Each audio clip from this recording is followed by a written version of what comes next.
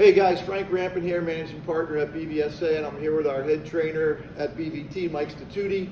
The topic here today is educating you on why you need to not only work on your skills of your sport, but you need to be in here working on your body and training your body. I'm a golfer. A lot of us in this building are a golfer, and I'm an okay golfer. I tend to have a lot of baseball tendencies.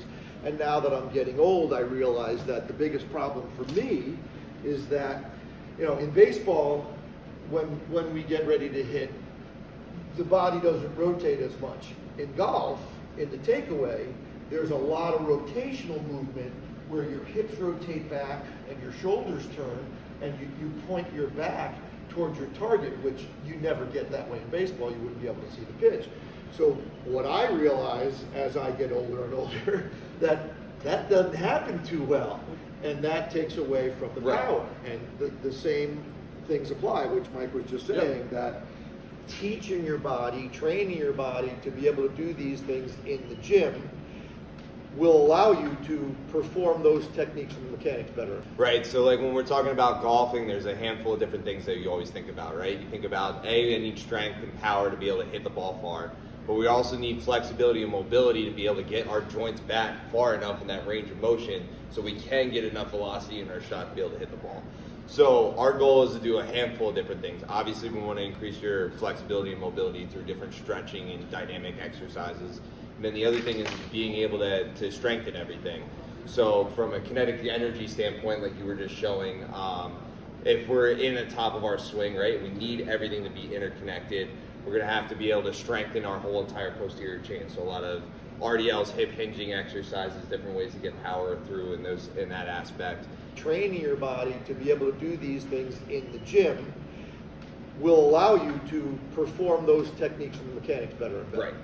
We're going to interconnect your brain better with the rest of your body, obviously, just by coordinating it alone and activating your central nervous system and being able to do those things and then obviously strengthen them as well. So and it's incredible with some of the athletes that you've trained to see how they develop and how they are able to perform so much more explosive rotational movements. Right. It's incredible. When I think about the golf swing and trying to do things to get my older body to perform what I need to do, I read I'm trying to make myself a better golfer through the internet, which probably isn't the best idea in the world, but all the exercises that I see for golf movement, flexibility, and strength, they're all static.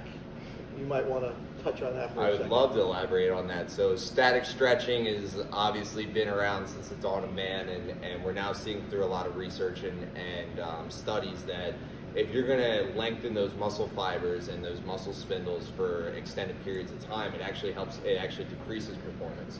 So you're not going to be able to put as much force in. So it's a lot more of dynamic warm-up before you end up going to hit the ball, making sure that your central nervous system is connected with the rest of the body, making sure that there's blood flow to the tissue and warming it up properly so that you can produce the same amount of force and you're interconnected with the rest of your body instead of just, holding this position here. Yes, it's going to feel good, but is it actually going to help you perform better? Unfortunately not. That's what the studies are showing.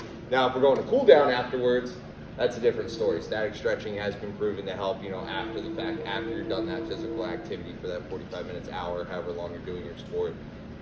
But dynamically, like warming up is definitely better. And then obviously strength training and stuff like that is going to help develop to increase the power of your swing. And all of those videos that I see, and they're talking about the stretches, they're golfers. Right.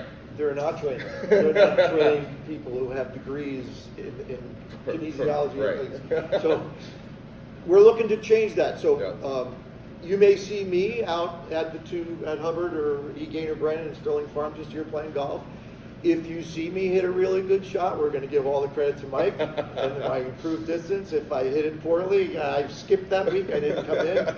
But we're trying to educate you to let you know that to perform whatever sport it is that you're doing, especially the rotational movements of sports, that preparing your body, training your body, developing your body to do those movements rather than just taking thousands of swings in baseball and softball, or thousands of swings at the range. You just can't get to where you need to get, and you're probably going to get hurt taking that many swings until you do strengthen your body and put it in the right position. So come see us down here at BVSA and BVT, right in Riverbend, right down from Damari Baker behind the Springdale Diner, and we're going to help you make your game better, whatever your game is.